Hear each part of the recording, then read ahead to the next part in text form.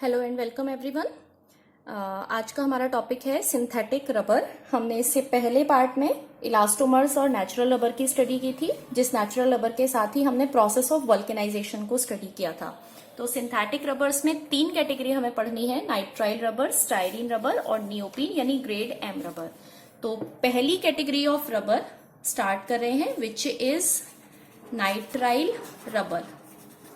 जो nitrile rubber है इसको इन जनरल हम कहते हैं ब्यूना एन। तो हम अपनी सेम हेडिंग्स को फॉलो करेंगे। सेम हेडिंग्स को फॉलो करने का मतलब है हमारे पास सबसे पहले होनी चाहिए इसकी मोनोमर यूनिट्स। तो first part is monomer units. जो ब्यूना एन यानी नाइट्राइल रबर है, ये दो तरीके की मोनोमर यूनिट से मिलकर बनी होती है। पहली मोनोमर यूनिट होती है ब्यूटाडाइईन और दूसरी मोनोमर यूनिट होती है एक्राइलोनाइट्राइल। तो पहली मोनोमर यूनिट ब्यूटाडाइईन, इसका स्ट्रक्चर है CH2 double bond CH single bond CH double bond CH2। This is 1,3 ब्यूटाडाइईन, 1,3 ब्यूटाडाइईन। और एक्राइलोनाइट्राइल का स्ट्रक्चर है CH2 double bond CH CN। ये स्ट्रक्चर होता है एक्राइलोनाइट्राइल का। क्योंकि इस पॉलीमर के लिए दो मोनोमर यूनिट्स हमने यूज की हैं, यानी कि हमारे पास टाइप ऑफ पॉलीमर कैसा होगा, it is a type of heteropolymer. अगर किसी भी पॉलीमर की फॉर्मेशन के लिए एक से ज्यादा टाइप की मोनोमर यूनिट्स यूज होती हैं तो हमारे पास उस पॉलीमर का टाइप होता है हेट्रोपॉलीमर, और we can say it is a copolymer. Now the next part is type of polymerization.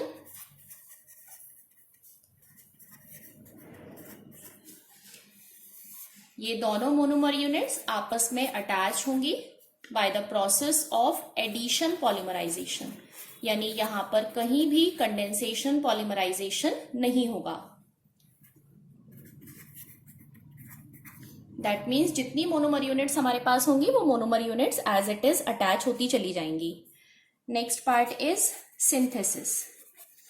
इस पॉलीमर की जब हम सिंथेसिस कराते हैं तो ये अंडरस्टैंड करते हैं कि जो ब्यूटाडाइईन और एक्राइलोनाइट्राइल है इसका एक पर्टिकुलर रेशियो हमें लेना होता है, यानी ब्यूटाडाइईन हमें ज्यादा चाहिए और एक्राइलोनाइट्राइल कम चाहिए, तभी ये रिएक्शन प्रोसीड होकर पॉलीमेरिक चेन की फॉर्मेशन करती है। तो इस प्रोसेस के लिए यूज होने वाला जो ब्यूटाडाइईन है वो 75% और एक्राइलोनाइट्राइल 25%, यानी वी कैन से 3:1 की फॉर्म में हम इस रेशियो को लेते हैं। तो सिंथेसिस में पहली यूनिट हमारे पास है CH2 double bond CH single bond CH double bond CH2। इसको मैंने रिप्रेजेंट किया NM की फॉर्म में, क्योंकि 75% ब्यूटाडाइईन हम ले रहे हैं और इसकी रिएक्शन हम करा रहे हैं एक्राइलोनाइट्राइल के साथ। इसको रिप्रेजेंट किया N number of monomers of CH2 double bond CH CN की फॉर्म में। CN में इस तरीके से नीचे लिख देती हूं ताकि रिएक्शन लिखने में आसानी हो। This is butadiene and this is acrylonitrile. Butadiene हमारे पास है 75% और एक्राइलोनाइट्राइल हमारे पास है 25%। अब जब इनकी रिएक्शन यानी एडिशन पॉलीमराइजेशन प्रोसेस होगा तो दोनों मोनोमर यूनिट्स आपस में अटैच होंगी, एक रिपीट यूनिट की फॉर्मेशन करेंगी, डबल की जगह सिंगल बॉन्ड, सिंगल की जगह डबल बॉन्ड, और दोनों यूनिट्स का attachment with the help of single bond. तो हम मेंशन करेंगे CH2 single bond CH double bond CH single bond CH2, यहां तक पहली मोनोमर यूनिट, फिर single bond CH2 single bond CH CN, यहां तक दूसरी मोनोमर यूनिट। अब हमारे पास नंबर अलग अलग है, एक तरफ है NM और एक तरफ है N। तो एक नंबर तो हमारे पास आया इस पूरी की पूरी चेन पर N की फॉर्म में। अब ये जो रिमेनिंग एक्सेस अमाउंट ऑफ ब्यूटाडाइईन यानी ज्यादा अमाउंट जो हमने लिया है वो हमारा स्टार्ट है यहां से लेकर और यहां तक, तो इसको हम मेंशन करेंगे M की फॉर्म में।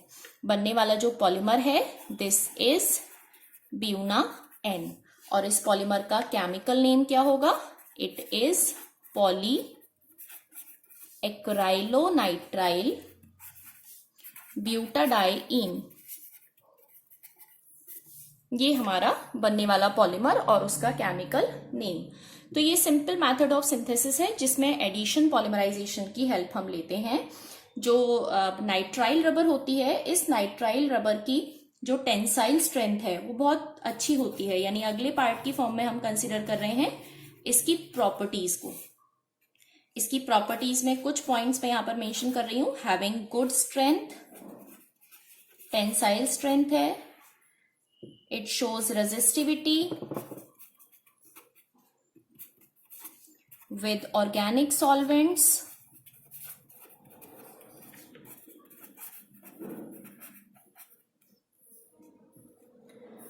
having low solubility,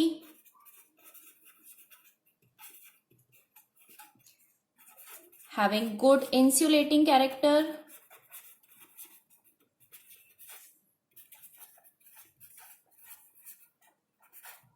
और इन्हीं सारी प्रॉपर्टीज के बेसिस पर हम इसके एप्लीकेशंस को भी मेंशन कर सकते हैं। वैसे जितनी भी तरीके की रबर हमारे पास होती हैं, चाहे वो नेचुरल रबर हो चाहे वो सिंथेटिक रबर हो, वो किसी भी तरीके के आर्टिकल को बनाने के काम में आती हैं, बट डिफरेंस कहाँ होता है? उनकी प्रॉपर्टीज में। यानी जो रबर अच्छी क्वालिटी की होगी उस रबर को यूज करके अच्छी क्वालिटी के इक्विपमेंट और आर्टिकल्स बनाए जाएंगे, और जो रबर खराब क्वालिटी की होगी उससे बनने वाले आर्टिकल्स जो हैं वो जल्दी खराब होंगे। तो इसको हम नॉर्मली कहाँ यूज करते हैं? फॉर मेकिंग फ्यूल टैंक्स, क्योंकि उसके लिए एक अच्छी रबर की जरूरत होती है। डिफरेंट सिरेमिक इक्विपमेंट्स या ceramic articles. It is also used in paper industry, paper and textile industry, different decorative materials,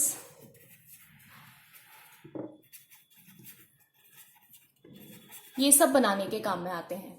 सो आप जो नाइट्राइल रबर है इसकी मोनोमर यूनिट्स हमने पढ़ी, type of polymer, polymerization, then synthesis, properties and application. यानी basically हमने एक पॉलीमर को डिवाइड किया 1 2 3 4 5 6 हेडिंग्स की फॉर्म में। तो इन्हीं 6 हेडिंग्स को हम अपने आगे वाले पॉलीमर्स में भी कंटिन्यू रखेंगे। Thank you so much.